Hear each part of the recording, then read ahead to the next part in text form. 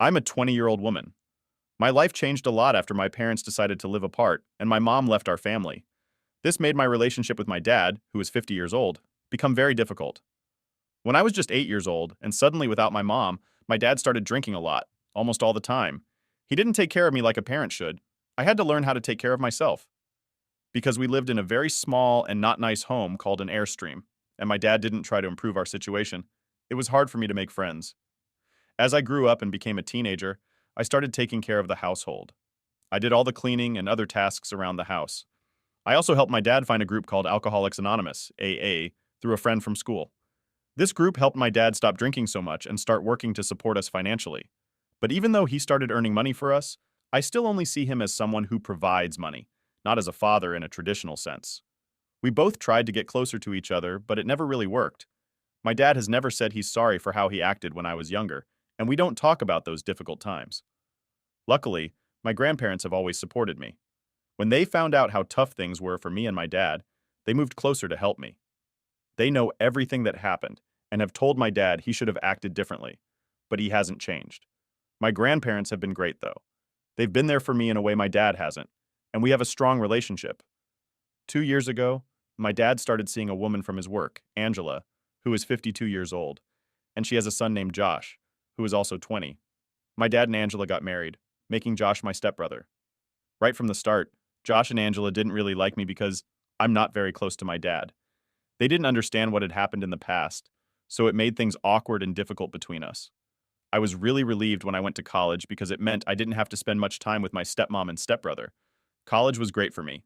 I made a lot of friends, got involved in different activities, and started working part-time jobs to earn my own money. I've always tried to do things on my own and be as independent as I can. Even so, my dad was still paying for my college, which was something I couldn't afford on my own, despite trying to make extra money through small side jobs. My grandparents were the people in my family I talked to the most. I would visit them a lot more often than I would see my dad. Whenever I had a break from school, I liked to spend time with my grandpa or just visit my dad for the weekend. Josh, my stepbrother, was also away at college, so I didn't see him much at home. However, Angela, my stepmom, was always at my dad's house, making my visits feel uncomfortable and awkward. She always tried to get me to understand my dad's perspective and wanted us to be a perfect, problem-free family. The last time I was there, the atmosphere in the house felt tense. Josh was there too, with a girl I had never seen before, and he seemed very uneasy. Angela had many private talks with him and this girl, who was Josh's girlfriend. Whenever I was at the house, it felt like they were all about to start arguing. I wasn't interested in their issues, but then my dad brought up something that caught my attention. He asked me about my college and my future plans. I was surprised he showed interest in talking to me. Then he explained why he was asking. He suggested that college might not be the best path for me at the moment, mentioning a job opportunity at his workplace. He thought getting some real-life experience before continuing my education might be good for me. He asked if I could pause my college studies, and I said yes, but I didn't really want to. He then revealed that our family was having financial problems, and my college fees were a big burden. He suggested I drop out and work to help with the finances. This news was a shock to me. I had no idea our finances were in such bad shape. I didn't want to leave college, but I also felt it was unfair for my dad to pay for my education if money was tight. I was ready to send an email to my college dean to explain my situation and take a break from school. However, I'm glad I didn't send that email because by chance I found out that our family's financial situation was actually fine. My dad had a plan that involved using the money meant for my college fees to make a down payment on a house for Josh, my stepbrother. One day, I saw Josh looking at houses on a website called Zillow. When I asked him what he was doing, he told me something surprising. He said that he and his girlfriend were expecting a baby, and his mom thought it would be best for them to live in a house so they could raise their family properly. Josh explained that everyone in the family was going to help pay for the house, and he planned to pay them back later. I couldn't believe what I was hearing, so I immediately went to ask my dad if this was the reason he wanted me to drop out of college.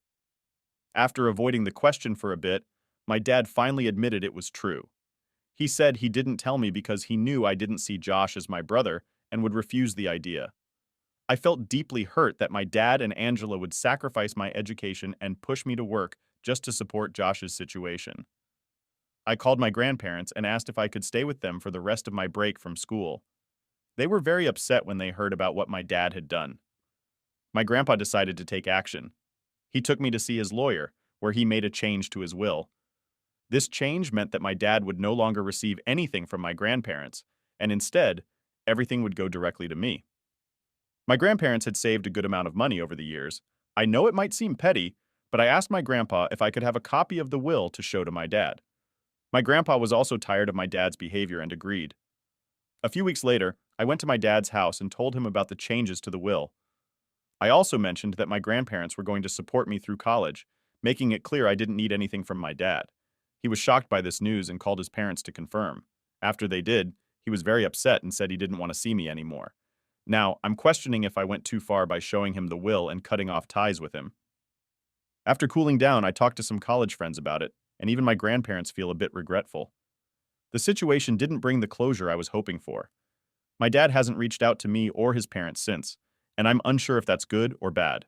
The whole situation, including our past issues and the recent problems with Josh, makes me feel like maintaining a relationship with my dad might be too difficult and unhealthy. I keep thinking about the moment I told my dad I didn't need him anymore, and the expression on his face. It makes me wonder if I'm being too forgiving, or if I'm just not standing up for myself enough. It's confusing, and it seems like I'll have to accept the decisions I've made. Let me tell you what happened next, because things changed quite quickly. Firstly, my dad showed up at my grandparents' house wanting to talk to me alone. He apologized for not being there for me during my childhood and for misleading me about our financial situation. He offered to start paying for my college again, if I was okay with that. His sudden change of heart took me by surprise, and honestly, I wasn't ready to let him pay for my education just yet. Then, in front of his parents, my dad announced he was divorcing Angela. We were all taken aback and asked him why. He explained that Angela had pressured him into buying a house for Josh and had forced him to choose between her and me. He admitted to trying to keep both of us happy by lying about the money issues. My dad said he realized how important I am to him, especially after I showed him I could live without his support. It seemed like he had a moment of clarity, but I was still hesitant to trust him completely. My grandparents were hopeful to see my dad wanting to make amends, and they welcomed him back. My dad seemed to understand that rebuilding our relationship would take time and effort, and he didn't expect immediate forgiveness. To everyone who's been messaging me, yes, I managed to return to college without any trouble. My grandparents have been incredibly supportive, and my dad is currently dealing with his divorce from Angela. I've been talking to him and spending a bit of time together, and things between us are gradually getting better. It looks like he genuinely wants to change, and I'm open to the possibility of building a relationship with him. It won't be simple, and we both need to make an effort to grow together. For the first time, it feels like repairing our relationship might be achievable. As for my earlier actions, I realize that showing the will to my dad might not have been the best move, but I'm learning to approach the situation with more understanding. I'm cautious, especially given how quickly he sided with Angela over me. But now that he's shown regret, I'm willing to see where this path leads us. There's still a lot of groundwork that needs to be done before he can become trustworthy. And to your dad was willing to screw you over to keep his wife and stepson happy. The only thing that concerns me is that he had his epiphany after knowing he wasn't receiving any inheritance. IMO, you shouldn't have mentioned that at all and seen how he reacted. Next story. Let me share a story about something that happened at my school. I'm a 16-year-old girl. Our school decided to organize a bake sale to raise money for the sports teams, but nobody really thought we would make any money from it. Just the day before the bake sale, our vice principal announced that each team would be responsible for making a specific dessert. Unfortunately, my team got the less popular option. We were assigned to make raisin cookies, while the football team got to make chocolate chip cookies, which are usually more liked. My friend Lisa, who is 17 years old, and her mom spent the whole evening baking these raisin cookies from scratch. They worked really hard and made a total of 52 cookies. However, because not many people like raisin cookies, we didn't sell any. This was disappointing because the money raised from the bake sale was supposed to be shared equally among all the sports teams, even though most of it usually ends up going to the football team anyway. The plan was that half of whatever money we made from the bake sale would go to our sports teams, and the other half would go to a local charity. This bake sale was especially important for us because it was supposed to help fund an upcoming trip for our team. Initially, we had different plans for what to bake, but the vice principal changed them, leading to us not making any money. Predicting this might happen, I decided to take action.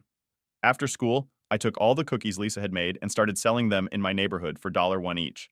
Amazingly, I managed to sell them to 30 people, and my dad even gave me $12 for the remaining cookies. It took me about 4 hours to sell them all. The following day, I shared the money I made with Lisa and contributed the rest to our team's funds during lunch. We started discussing how Lisa could bake all the desserts for us to sell in our neighborhoods in the future. This could potentially cover the entire cost of our trip, and we wouldn't have to rely on the school's fundraising methods.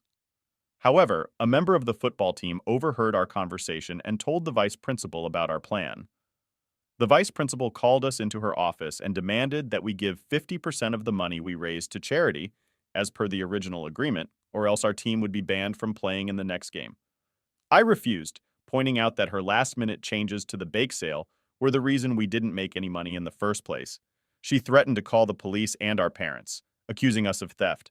Despite her threats, I stood my ground. However, we were forced to stay at school until our parents arrived, and the school officer was present the whole time to intimidate us. In the end, we had to give all the money we raised, not just 50%, and our team was suspended from playing until further notice. Additionally, I was given detention on Fridays for a week. That evening, my mom was very upset with me. She told me I was acting entitled and disrespectful, and that I needed to mature. I didn't respond to her. I usually don't when she's upset like this. Later, I sent a message to Lisa saying sorry for what happened. Lisa told me that my actions were a bit rude, which made me think about this situation more deeply. I want to thank everyone for their advice. After having a conversation with my dad and Lisa, I understood that getting angry at the vice principal wasn't going to fix anything. In fact, it was just making the situation worse.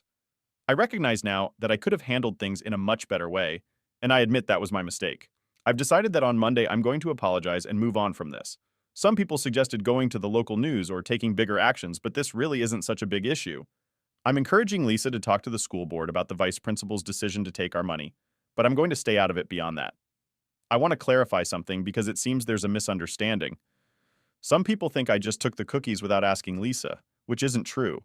I did ask her, and she was okay with me selling them. I'm not sure why Lisa was upset afterwards. I'm wondering if any other teammates were upset too. This whole situation reminds me why I usually stay away from school fundraisers. It often feels like the money raised doesn't fairly support all groups, like the arts or choir, and is instead focused on sports like football. If we were told to take the cookies home because they didn't sell at the bake sale, then it seems reasonable to use them as we see fit to support our team. I don't see a problem with that approach. Moving on to a different story, I'm 18 and have been working at a plant nursery for about 3 years. I really love my job there. Even though I earn minimum wage, the store is usually quiet. My manager is very understanding, and I get along great with my coworkers. Up until recently, I hadn't had any issues with anyone at work.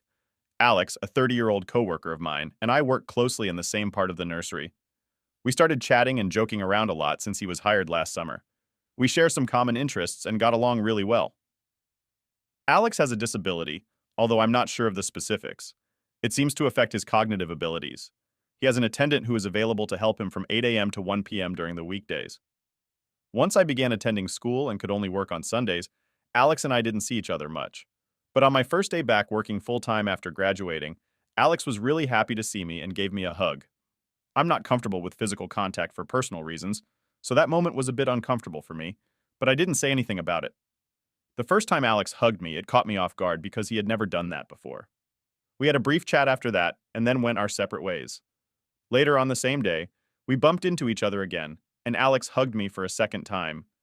This time, I gently pulled away and suggested we could do a high five instead, noting that I've seen him high five other coworkers in the past.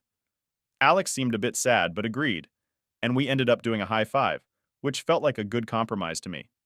However, about an hour later, Alex hugged me again. When I expressed that I'd prefer not to hug, he dismissively said, "I don't care," and then unexpectedly kissed me several times on the cheek. I managed to step away from him and ended up having a panic attack in the bathroom before deciding to leave work early that day. I'm someone who really values personal space and does not enjoy being touched. Despite trying to establish a new greeting with high fives the next day, Alex didn't seem interested and continued to hug me, ignoring my attempts to set boundaries.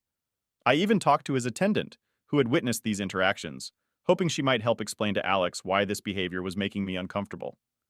Unfortunately, she didn't take my concerns seriously, mentioning that Alex hugs her often and seemed indifferent to how the situation was affecting me. This whole ordeal began to weigh heavily on my mental well-being, making me anxious about the thought of going to work and encountering the same behavior again. Finally, I decided to talk to my manager about what had been happening. My manager was very understanding and made it clear that Alex's actions were not appropriate. He spoke to both Alex and his attendant, giving them a warning about respecting coworkers' personal boundaries.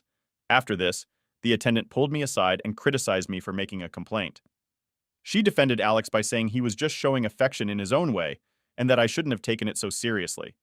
I explained that despite Alex's intentions, he had overstepped my personal boundaries, making me feel very uncomfortable. The attendant accused me of being mean and unfair just because I didn't want to be hugged, and then she left the conversation abruptly. Later, I wanted to say thanks to everyone who took the time to share their thoughts, give advice, and offer support. This morning, I talked to my manager about the comments Alex's attendant made to me after they had a meeting. My manager mentioned he would look into the situation with the agency that employs the attendant. For now, I've been assigned to work at the cash register inside to avoid any uncomfortable situations. I thought it was better not to ask for Alex to be moved, so when I saw him today, I just waved and said hello from a distance, and he waved back. It seems like Alex's attendant is choosing to ignore me now. Some advice I received was to go back to my manager and tell him what the attendant said. The attendant's role is to assist Alex in navigating adult life, which includes understanding and respecting basic rules at work, such as not touching coworkers, especially when they have expressed discomfort with it. If Alex is unable to follow this rule, his disability does not exempt him from the consequences, which could include losing his job. Moreover, the attendant's failure to support workplace norms and protect both Alex's and coworkers' rights might mean she is not fulfilling her responsibilities properly, suggesting she might also need to be reevaluated or let go. Alex clearly understood I did not want to be hugged because he acknowledged my refusal before choosing to hug me anyway, showing a clear disregard for my boundaries.